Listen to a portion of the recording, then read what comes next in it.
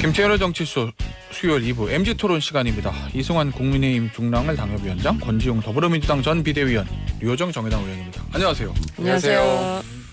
어제 다들 놀라셨죠? 네. 네.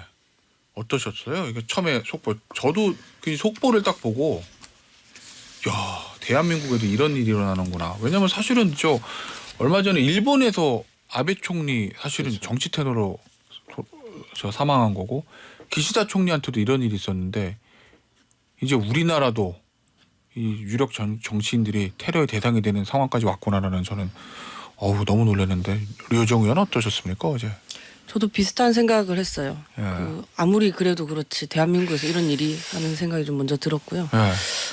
대표님의 쾌유를 빕니다. 예. 그래서 사실 민주주의 사회에서 일어나서는 안 되는 일이 일어난 거잖아요. 원래 이게 상대를 인정하고 상대의 어떤 주장은 존중하는 데서 민주주의가 출발한다고 생각을 하는데 맞아요. 지금 그게 참 많이 무너져 내리고 있구나.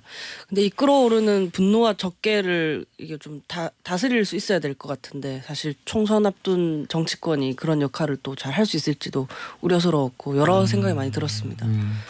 권지용 비대위원은 소속 정당의 대표로서 더 좀 충격을 받으셨을 것 같기도 해요. 네, 뭐 다들 비슷한 감정이셨을 것 같은데 사실 공인이라고 하는 사람들은 언제나 격없이 보통의 시민들을 만날 수 있어야 되지 않습니까? 그럼요. 근데 그런 과정에서 벌어진 일이기 때문에 너무 충격적이었고 예.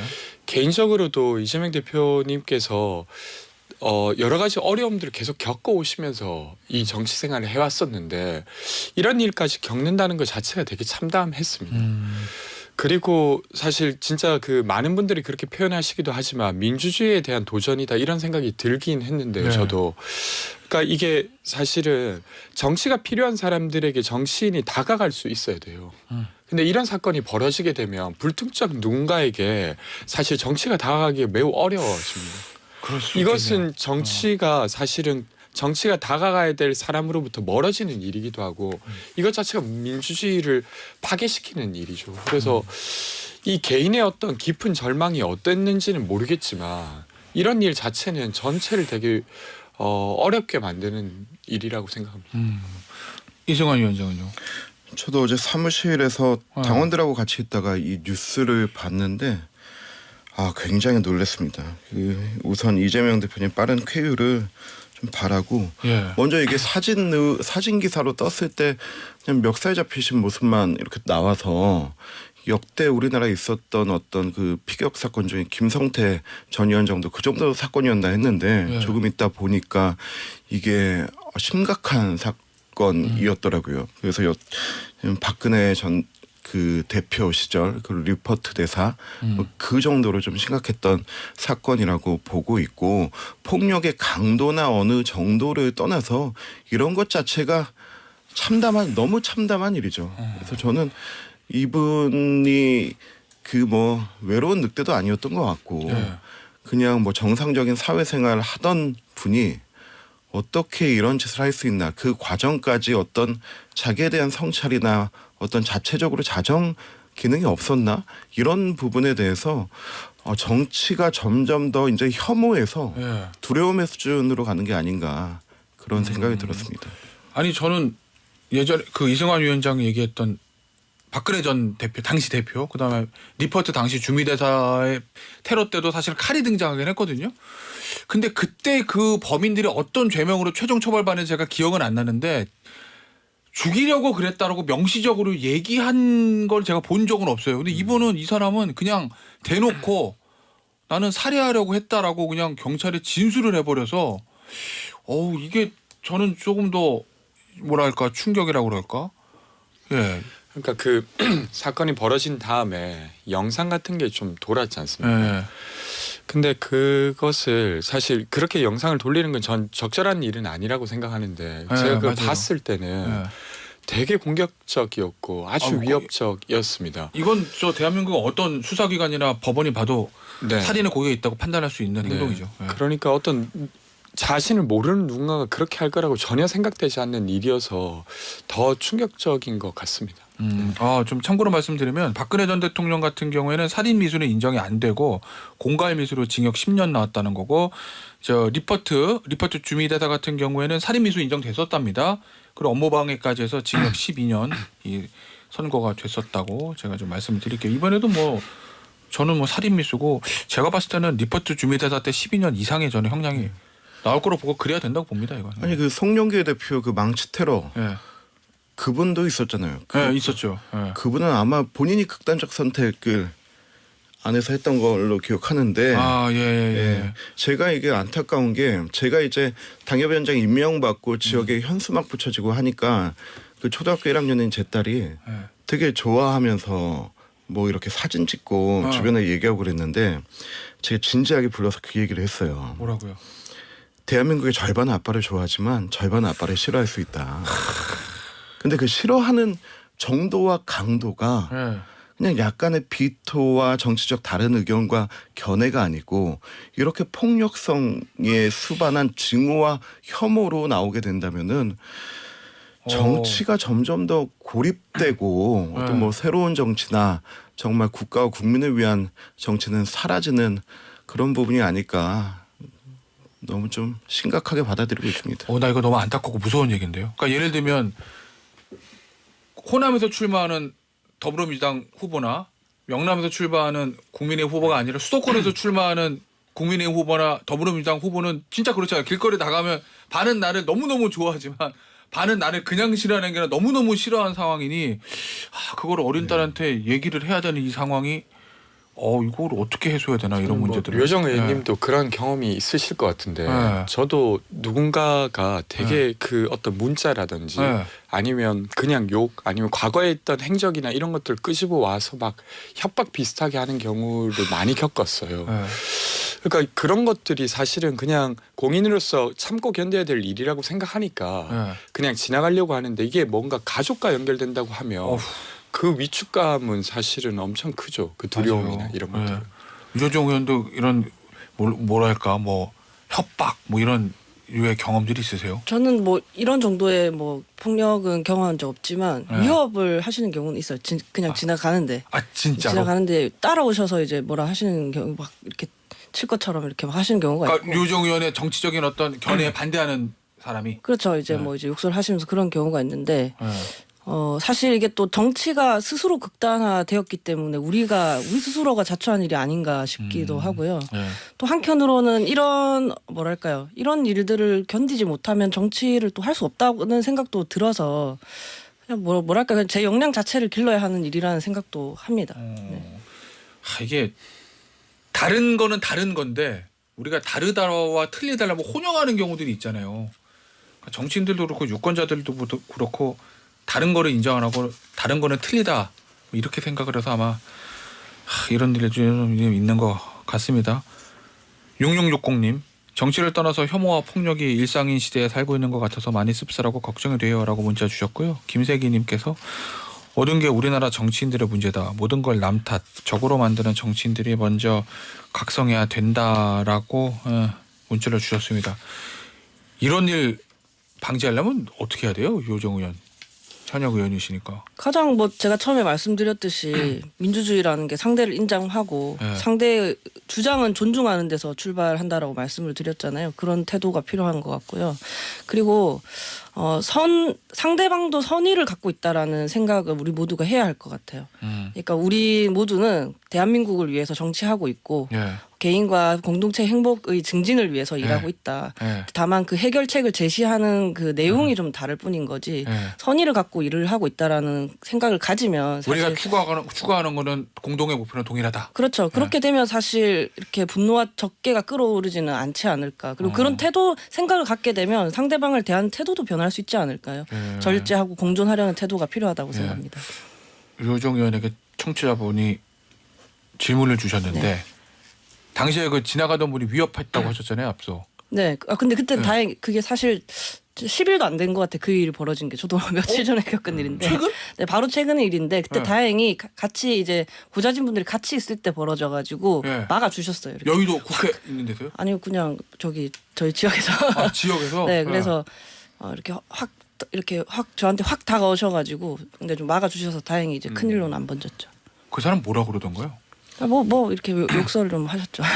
그러니까 욕설만 있었지 무슨 어떤 너 같은 게 뭐를 근데 제가 유효적- 뭐 잘했어야죠. 아 유호정은 뭐 때문에 그런다는 거예요? 그런 얘기는 없었어요?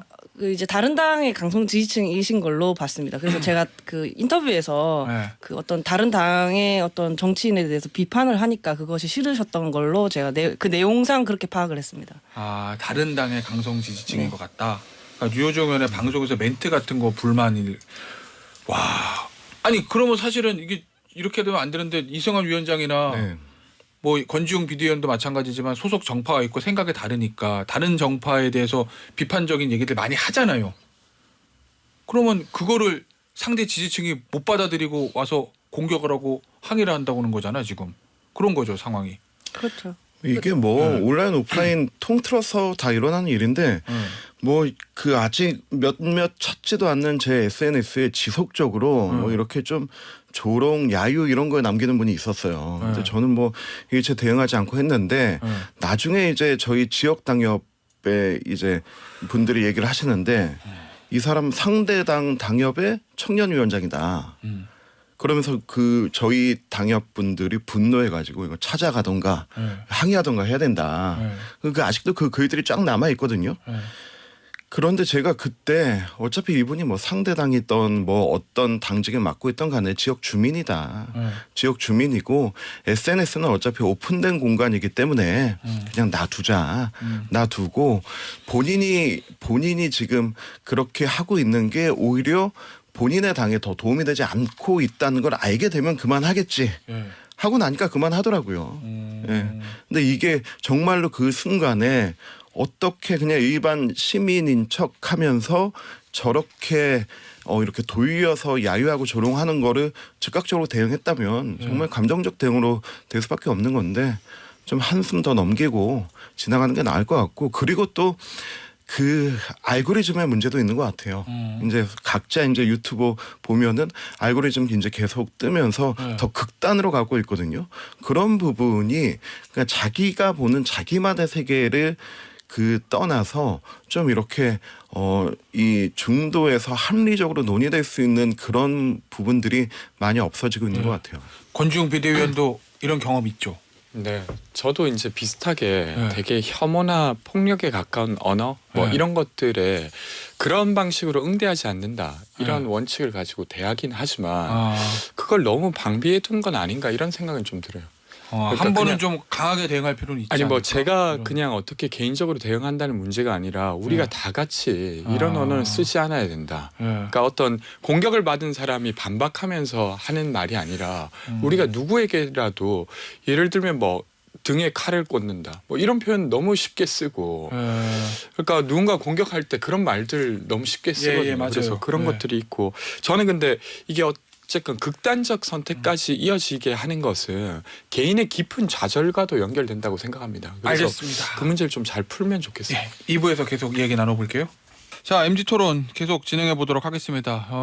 이재명 대표의 피습 관련된 얘기는 뭐 1부에서 마무리하도록 하겠고요. 2부에는 이제 본격적인 정치 얘기, 총선 얘기 좀 해보죠. 이승환 위원장, 네. 한동훈 위원장이 어제 대구인가요? 네. 4월 10일 이후에 자신의 인생은 생각하지 않는다. 네. 뭐 요렇게 각오를 밝혔다는데 이 메시지는 어떻게 들었습니까?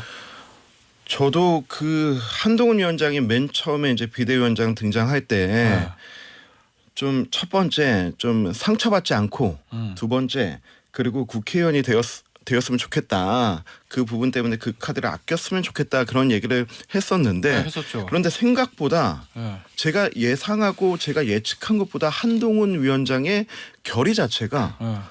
더 단단하고 더 대단한 것 같아요. 그러니까 여기에 진짜 나 목숨 걸겠다. 나는 뺏지다는 거 그 성과를 가져가지 않겠다라고 하는 거 보면 또 비대위원들의 분위기를 봐도 정말 결연하다.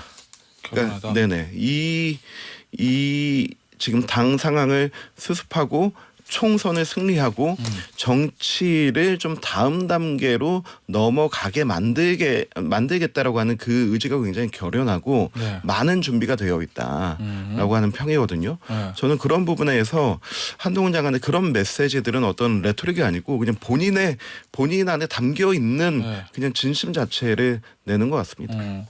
류호정 의원은 어떻게 평가합니까? 어떤 부분에 대해서 한동훈 위원장의 현재까지 어떤 행보라든지 뭐 사실 동료 시민이라는 단어를 쓴 뒤로 굉장히 이제 관심을 갖고 보고 있는데요. 아, 운동권 청산 이런 단어는 좀 제발 계속 안 쓰셨으면 좋겠어요. 좀 미래로 네. 나아가는 메시지 쓰셨으면 좋겠고 이번에 그 뭐 각종 합법 중에서 네.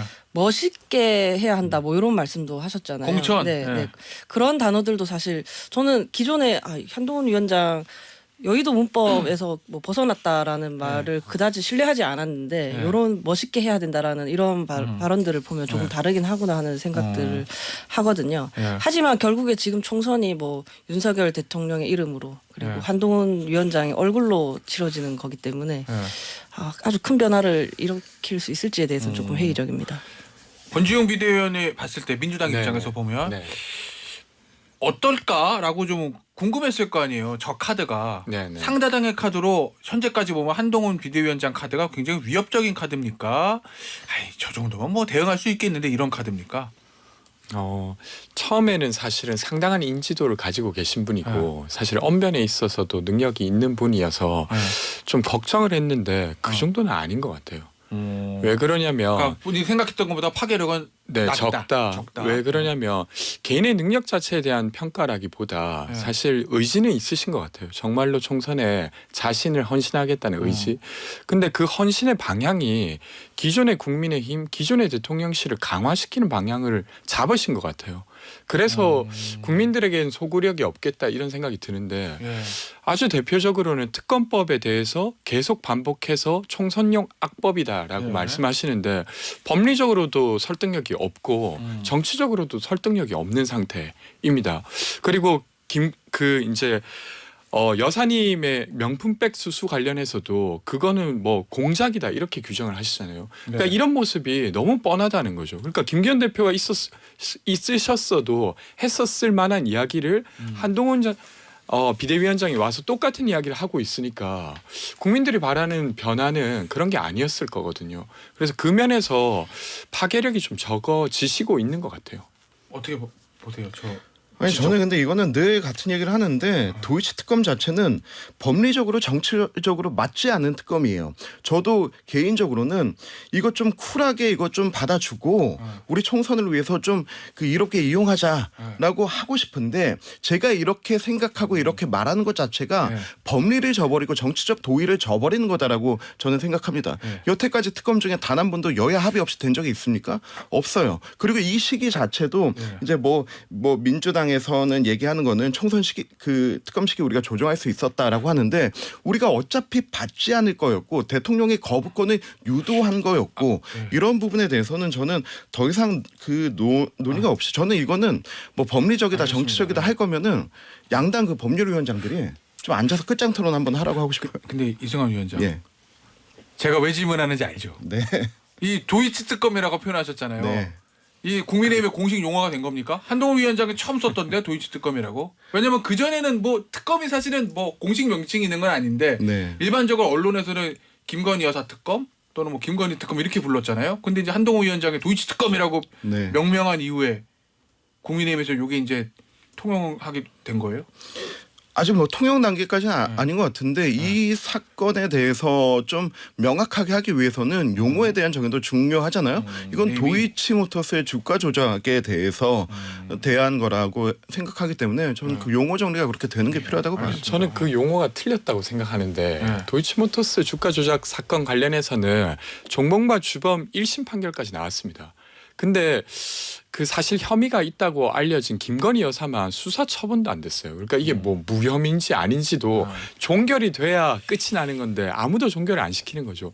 그러니까 이거는 김건희 여사 특검이라고 말하는 게 맞다. 그럼 그 왜 종결을 시키지 않았는지 문재인 정부에서 2년 동안 파헤쳤던 그 검사들부터 아니요, 해야 되는 지금이라도 거고. 종결시키시면 네. 됩니다. 어떤 검사가 나와서 무혐의다 하시면 되는데 아무도 안 하시지 않습니까? 그러니까 윤석열 대통령이 취임하신 지도 벌써 1년 8개월째가 그러니까 되는데 이게 재밌는 게 뭐냐면은 네. 이게 마치 그 대통령 부인이기 때문에 지금 이렇게 하는 거다라고 보는데 대통령 부인이기 이전에 결혼하기 이전에 무려 지금으로부터 15년 전에 그리고 30대 중반의 김건희라는 개인에 대한 사건을 가지고 이렇게 사인에 대한 것을 입법부가 사법권을 발휘하는 이걸 가지고 수사를 한다? 이거는 대한민국에 그럼 그 누구도 피해갈 수 없는 거예요. 알겠습니다. 사실관계를 하나 더 네. 얹을 게 있는데 이 수사는 윤석열 대통령이 검찰총장 시절 때 시작됐습니다. 그러니까 그 사건 자체는 아주 과거의 것이지만 수사 자체는 검찰총장이었을 때 시작되었기 때문에 근데 중요한 거는 검찰총장일 때 법무부 장관이 누구였냐. 그때 과연 윤석열 총장이 네. 근데 정말로 왜 실권을 그때 가진 총장이었냐. 김건희 여사만 그거 알죠. 제외됐을까 이게 궁금한 네. 거죠. 알겠습니다. 이 저 양당이 이 법안의 명칭 가지고도 지금 이제 충돌이 있기 시작했어요. 김건희 특검이냐, 도이치 특검이냐 이렇게. 류정 의원은 어떻게 봐요 이 상황을 지금? 근데 하여간에 이 하여간에. 일들을 통해서 한동훈 비대위원장에 대해서 우리가 알 수 있는 건 네. 기존에 계속 국민의힘이 받아왔던 그 뭐 수직적인 당정 관계 뭐 네. 건드리지 말아야 성역이 존재하는 거 아니냐 하는 그 비판에 대해서 한동훈 비대위원장도 벗어나지 못하고 있다. 이거 그냥 방어만 하고 계시는 거잖아요. 그 모습을 계속 그러니까 이제 큰 변화는 역시나 못 네. 일으킬 것이다라는 그런 모습을 보여주고 있다고 생각합니다. 뭐 일각에서 대통령이 거부권 행사하는 거는 뭐 거의 확실시가 아니라 홍보수석이 즉각 거부권 행사하겠다라고 이제 이 얘기는 했으니까 이제 기정사실된 건 아직 실질적으로 사인하진 않았지만 그런 보도도 있었잖아요. 대통령실에서 뭐 일종의 보완책이라고 그럴까? 뭐 제2부속실 설치, 특별감찰관 임명 요구 이런 것들을 할 수도 있다라는 보도가 일부 언론에서 있었는데 실제로 그렇게 할 거라고 봅니까? 그 정도까지는 할 거라고 봅니까? 아니면 그것도 안 할 거다 이렇게 봅니까? 유정 의원 뭐 보시기에. 양당이 협상의 여지 없다라고 하고 있기 때문에 뭐 벌어질 일들은 아닌 것 같고요. 네. 별개로 제2부속실은 그냥 설치를 좀 했으면 좋겠어요. 그러니까 유정 의원은 그 얘기를 계속 하잖아요. 근데 실제로 대통령이 그렇게 할 거 같냐 아니면 그것도 안 할 거 같냐 어떻게 예상하시나는 거지? 지금 사실 신년사에 의하면 네. 하셔야죠. 행동하는 정부가 될 거고 문제 해결을 하는 정부가 될 거고 그렇게 하려면 뭐 사실 물꼬를 터야 되니까 뭐라도 하셔야죠. 네. 근데 신년사에서만 서로 지금 좋은 말 다 해놓고 나와선 싸우고 있잖아요. 안 하시겠죠. 그래요. 알겠습니다. 자 한동훈 장관 얘기 조금 더 해볼게요. 아니 앞서 유정 의원이 그 얘기했었잖아요. 뭐 여의도 뭐 5천만의 언어. 그래서 그런지 한동훈 장관이 쓰는 언어라든지 어법 이게 이제 기존의 정치인들이랑 좀 다르다. 뭐 좋다 나쁘다를 평가하기 이전에 좀 다르다라는 평가들이 있는 것 같아요. 일단 국민 여러분이 아니라 동료 시민 여러분부터 시작해서 이게 이스트 에그? 뭐 언론에는 이런 표현도 하던데 뭐 숨겨진 메시지가 있다. 이게 일반 기성세대 유권자가 아니라 MZ 유권자들한테 어떻게 비칩니까? 이 화법들이. 류정 의원부터 물어볼게요. 이승환 위원장은 무조건 좋게 얘기할 것 같고 권지웅 비대위원은 나쁘게 얘기할 것 같아서. 네. 아니 근데 그러니까 정치인들 모두가 인용도 하고 네. 뭐 메시지를 숨기기도 하고 그러는데 네. 다 한동훈 위원장이 이렇게 언론에 그 많은 관심을 받다 보니까 화제 인물이니까 네. 좀 더 관심을 이렇게 받는 것 같아요. 네. 사실 그 한동훈 법무부 장관 시절에 유럽 출장길에 인천공항에서 찍힌 사진이 있거든요. 그 펠로폰네소스 전쟁사 네. 책 들고 가시는 거. 그래서 원서로. 이런 뭐랄까 다른 모습을 보여주고자 하는 지적인 모습을 또 네. 보여주려고 하는 그런 욕구가 있으신 것 같은데 예. 사실 지금 이제 국민들께서 많이 지쳐 있으셔가지고 뭐 물론 지지층들은 이런 것들을 찾으면서 좋아할 수 있겠지만 예. 사실 크게 감동은 없는 것 같아요. 지금 말 몇 마디에 희망과 감동을 찾을 시기는 좀 지난 것 같습니다. 알겠습니다. 이승환 위원장.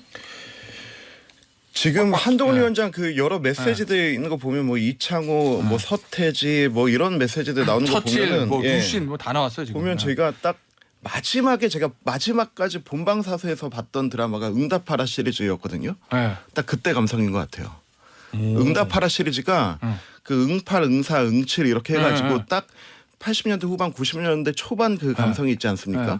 한동훈 위원장이 고등학교 대학교 다닐 때. 네네, 딱 그때 감성을 잘 끄집어내는 것 같은데 그래서 좋다는 거예요, 나쁘다는 거예요? 저는 좋다는 거예요. 이게 드라마가 나온 지 딱 10년 됐거든요. 전 벌써 10년이나 된지 몰랐는데 그때 당시에 이게 20대, 30대, 40대까지 엄청난 인기였어요. 네. 지금 그 세대들이 딱 10년 뒤로 와서 이제 3, 4, 50대가 됐는데 그때 이렇게 그 드라마가 성공할 수 있었던 이유는 본인들의 초중학교, 고등학교 이 시절의 이야기, 선배 시절의 이야기를 보면서 뭔가 그 향수와 함께 또 이 사람들이 지금 그때나 지금이나 주요 소비층이거든요.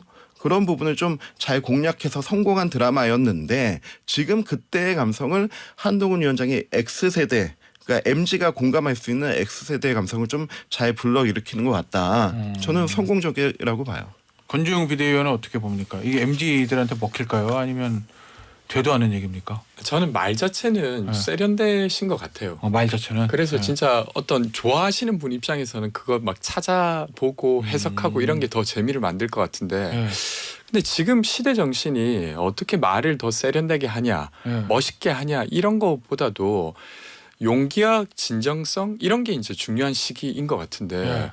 그러니까 내용적으로 그런 용기와 진정성을 못 보이고 있는 상태에서 말을 세련되게 한다는 것 자체가 물론 이미 지지하고 계신 분들에겐 도움이 되겠지만 확장하는 데는 별로 도움되지 않을 것 같다는 생각이 지지층 강화에는 특화가 돼 있지만 네. 확장에는 별로다. 뭐 이런 말씀이신 것 같아요. 알겠습니다. 총선에 다가오니까 제일 관심은 역시 공천이죠. 공관위 원장 얘기 좀 해볼게요. 저 어떻습니까? 권지웅 비대위원부터 네. 물어봐야 되겠다.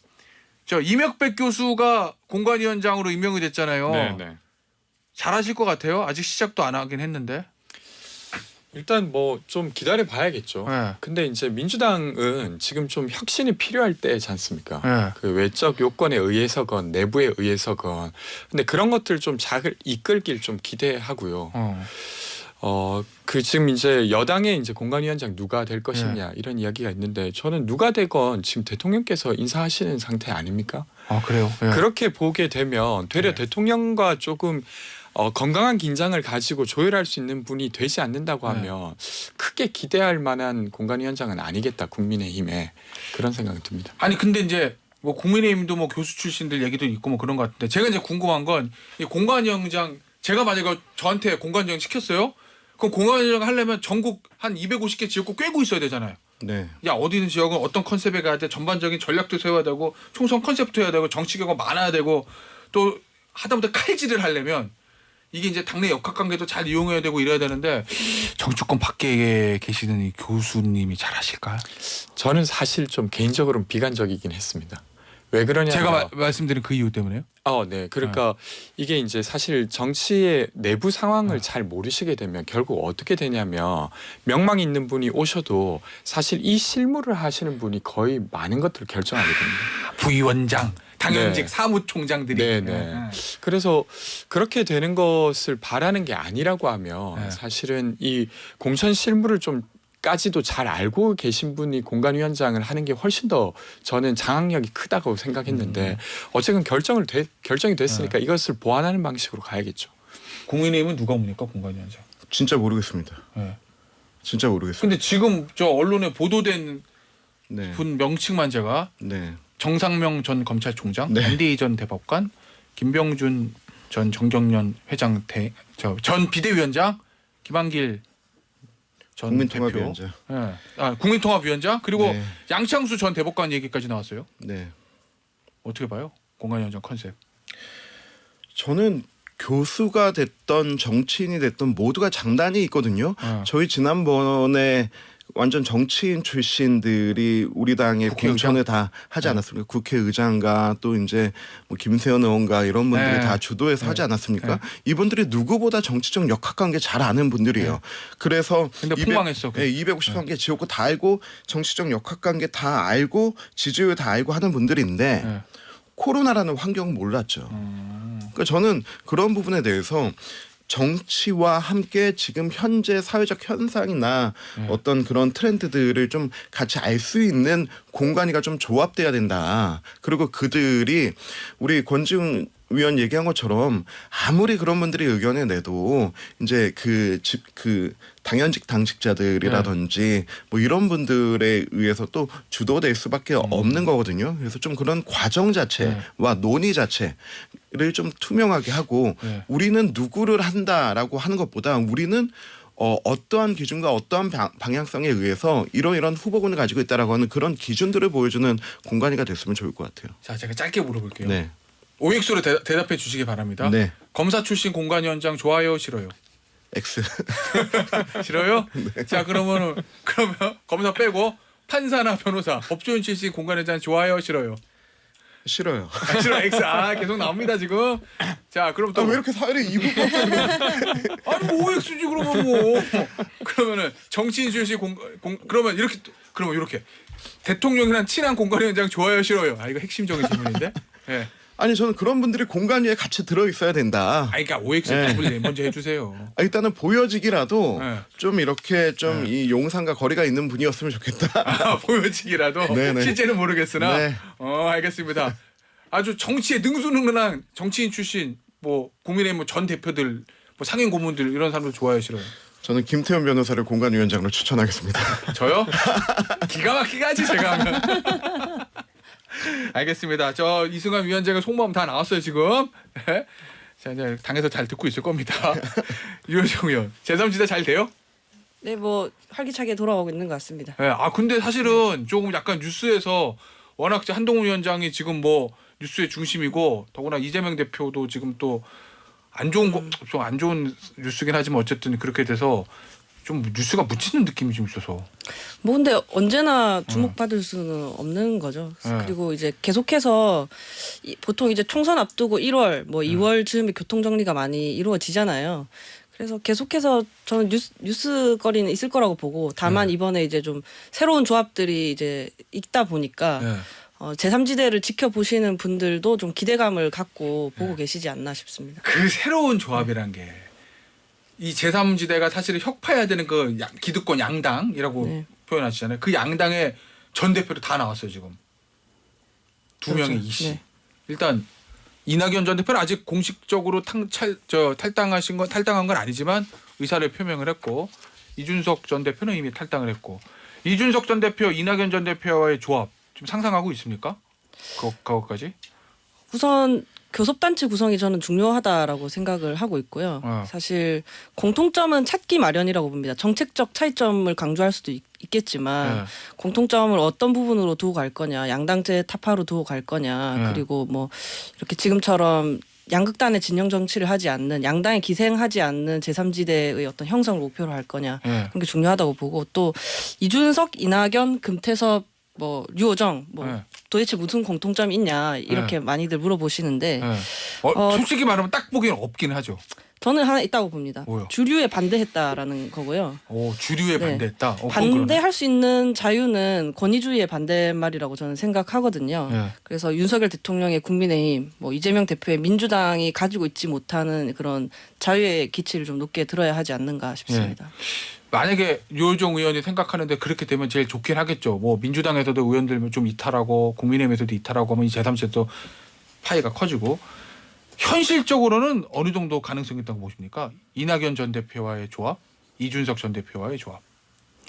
사실 그 분들이 개별적으로 또 자기 상황에 맞춰서 지금 판단들을 하고 계시잖아요. 네. 그래서 저도 뭐 함부로 이렇게 속단할 수는 없는 것 같은데요. 네. 그래도 제3지대를 좀 건강하고 크게 잘 만들어서 22대 국회는 좀 경쟁하게 만들었으면 좋겠다. 그래서 정치의 복원을 위해서 다들 결단을 해주셨으면 좋겠다라는 생각을 갖고 있습니다. 알겠습니다. 권지용 비대위원은 어떻게 네. 봐요? 지금 제3지대의 흐름들. 일단 뭐 이낙연 전 활발하게 대표의 탈당 여부와 탈당까지 포함해서. 전반적으로 양당에 대한 어떤 실망감을 사실 자신의 지지로 만들겠다는 제3지대의 활동 자체는 활발한 것 같습니다. 네. 근데 민주당 내에서 이낙연 전 대표의 탈당과 관련해서는 전 좀 다른 느낌인 게 그러니까 아까 앞서 말씀하셨던 이준석 전 대표 그리고 류호정, 금태섭 이런 분들은 약간 주류로부터 싸웠던 뭐 이런 느낌이 좀 있어요. 근데 이낙연 대표님께 그런 이미지가 있습니까? 사실 이낙연 대표 지금 자체가 이재명 대표라고, 주류시잖아요. 왜냐하면 당에서 총리까지 하시고 당대표까지 하셨던 분이고 예. 대선 후보의 가장 유력한 경쟁자였기 때문에 예. 그래서 그분이 나간다고 하는 건 다른 명분이 필요한데 제가 볼 때 이재명 대표와 관련해서 체포동의안 가결과 부결과 관련된 것에 대한 어떤 비판 말고는 명분이 없어요. 그런 상태에서 나가는 것이기 때문에 물론 공천 과정에서 이제 탈락한 분들이 합류할 수는 있겠으나 그것 자체가 어떤 국민들께 설명 가능한 신당 창당의 명분이 되지는 못할 것 같습니다. 나가도 파괴력은 없을 거다. 저는 구도적으로 수도권에서 약간의 영향을 미칠 수는 있지만 네. 국민들께 영향을 미치긴 좀 어렵다고 생각합니다. 자, 국민의힘 입장에서는 그럼 이준석 전 대표는 어떻습니까? 그 권지웅 비대위원회 그 분석 틀을 그대로 가져오면 이준석 전 대표의 탈당은 이낙연 전 대표의 탈당보다는 명분이 있는 거잖아요. 아닌가? 저는 그렇게 생각합니다. 네, 권지웅 비대위원회. 근데 지금 보여지는 것도 중요한데 저는 이준석 대표 신당이 그 신년 할애식을 하지 않았습니까? 네. 그 서울역 회의실에서 네. 했는데 저는 그 사진을 딱 보고 네. 뭐가 생각났냐면 민생당 아세요? 민생당 알죠? 예, 민생당에서 많이 보던 분들이 거기에 있다 하는 그 그림. 민생당이 어떤 네. 정당이냐면 그 새누리당에서 바른정당이 나오고 그리고 민주당에서 국민의당이 나오고 각자 삼지대에 있다가 이제 바른미래당으로 합치고 거기에서 또 이제 갈 사람들 그 새로운 보수당 가고 민주당 돌아가고 하고 마지막에 남은 사람들이 민생당이거든요. 그러니까 어디에도 이제 다시 갈 곳이 없는 사람들. 근데 그 사람들이 아직도 정당에 남아 있어요. 근데 민생당 아직도 있죠. 네네. 그 모습을 보는 것 같아요. 그러니까 이준석 신당이다, 뭐 개혁 신당이다라고 했으면은 뭔가 더 젊고 새롭고 개혁적이고 이런 보여지는 것이라도 그렇게라도 보여줘야 됐는데 일단은 정말로 좀 연령대도 이미 예. 그렇게 좀 많이 넘어갔고. 그 사진에 네네. 그 사진. YB보다 OB, 올드보이들로 보이시는 분들이 많다 이 얘기인 네. 거죠. 네, 그리고 거기를 그 장소를 가득 채운 분들의 그 분위기가 정말 좀 어디에도 돌아가지 못한 좀 민생당 분위기가 아니었나 하는 그런 생각이 들고 저는 개인적으로 이준석 대표의 그 어떤 정치적 도전과 이런 부분은 존중하지만 그래도 이준석의 정치가 빛나기 위해서는 보수 정당이었기 때문에 빛났던 거다. 그건 무슨 의미예요? 예. 보수 정당에서의 어떤 민주당에서의 이야기하는 개혁과 보수 정당에서 이야기하는 개혁과 또 진보 계열에서 얘기하는 개혁이 다 다르거든요. 그런데 이준석 대표가 여태까지 했던 거는 보수 정당에서 어떤 그 정책적 과제나 어떤 뭐 사회적 이런 부분에서 개혁을 외쳤기 때문에 이게 그 좀 더 메리트가 있었고 부각됐던 거지. 이게 정말 여기저기 지금 뭐 그 안 되는 분들 모아놔서 하는 건 의미가 없을 것 같고 저는 여기 또 문병호 전 의원이 여기 간 것도 이분이 이제 뭐 영입 첫 번째처럼 이렇게 비춰지는데 저는 이분도 원래 민주당 계시다가 그렇죠. 이렇게 인천 계시다가 영등포 계시다가 다시 인천 가시겠다고 지금 나오신 거 아닙니까? 감동도 없고 의미도 없고 재미도 없어요. 이런 부분들이 계속 이제 합류한다 하는 거는 좀 그 한계를 좀 명확히 보여주는 게 아닐까 생각합니다. 유호정 의원. 네. 낙준 연대라고 표현하기도 하고 장경태 최고위원은 저랑 인터뷰할 때 낙석주의라고 표현했으면 원행입니다. 낙석주의 이렇게까지 얘기하긴 했는데 현실화 될 거로 보세요? 저는 현실화 가능성이 높다라고 생각을 합니다. 그래요? 어찌됐든 힘을 합쳐야 된다라고 생각을 하시지 않을까 싶고요. 특히 저는 그냥 합쳤으면 좋겠다라고 생각을 하고 있는 게 그러니까 그 두 분이 왜냐하면 비교섭 단체로 전 21대 국회를 보냈잖아요. 비교섭 단체의 한계를 너무 체감했기 때문에 교섭 단체를 만드는 길을 선택을 하셨으면 저는 좋겠다는 생각을 개인적으로 하고 있습니다. 정치는 현실이다. 아니 사회적 약자를 위한 정치를 하겠다라고 했는데 그것도 뭐 현실화할 때나야 이제 효능감을 드릴 수 있는 일이지 뭐 이조도도 아닌 채로 저는 4년 보내길 바라지 않습니다. 알겠습니다. 이거 저 4년간의 경험이 해서 나오는 이 저 진저거린 일종의 조언, 충고. 어떤 형태로든지 교섭단체 만들어야 된다. 세를 불려서. 그럼 제3지대 목표도 거기 다 있겠네요. 그리고 이제 뭐 반윤 혹은 반민주를 각 당이 이제 기치를 들고 있잖아요. 이분들의 공통점은 그러니까 이 양당의 공통점은 상대를 향해 적의를 갖고 있고 없애야 된다라고 생각하고 있는 거거든요. 그런데 제3지대에 있는 분들은 상대방을 없애야 한다고 생각하지는 않습니다. 알겠습니다. 여기서 마무리할게요. 류호정 의원, 이승환 위원장, 권지웅 전 비대위원이었습니다. 감사합니다. 고맙습니다. 감사합니다.